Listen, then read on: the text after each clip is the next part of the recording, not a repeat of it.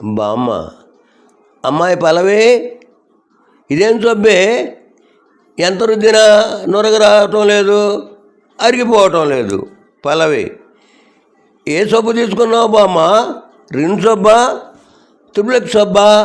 బామ్మ, అదే నల్లగా అరచేతిలా ఉంటుంది అది. పల్లవి, ఎంత పని చేసావే బామ్మ, కొంప ముంచావు కదే. అది సబ్బు కాదు, నా ఫోను బాత్రూంలో మర్చిపోయాను. రంగడు, వాడెవడో కానీ చాలా దెబ్బ కొట్టాడురా. నేను కన్న కలలన్నీ ఆవిరైపోయాయి.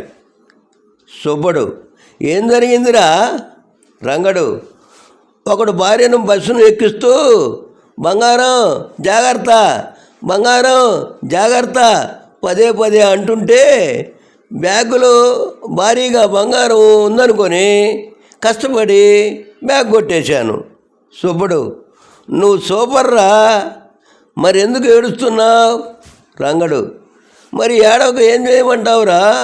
ఆ బ్యాగులో మాసిన బట్టలు, మేకప్ సామాన్లు తప్ప ఏమీ లేవు. సుబ్బడు, ఇప్పుడు అర్థమైంది, వాడి భార్య పేరు బంగారం అన్నమాట. రంగడు, అదేరా నా బాధ, దురాశ దుఃఖం అన్నారు కదా. కొడుకు, గాయపడిన సింహం అంటే ఎవరమ్మా? తల్లి, పెళ్ళైన ప్రతి మగవాడు గాయపడిన సింహమే కన్నా. అమల, బియ్యం కొనుక్కొని వస్తానని 10 రోజుల క్రితం ఇంటి నుంచి వెళ్ళిన మా ఆయన తిరిగి రాలేదండి, police.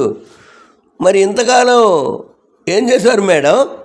Amala, upma, Maggi, foods, tiffins manage చేస్తూ వచ్చానండి.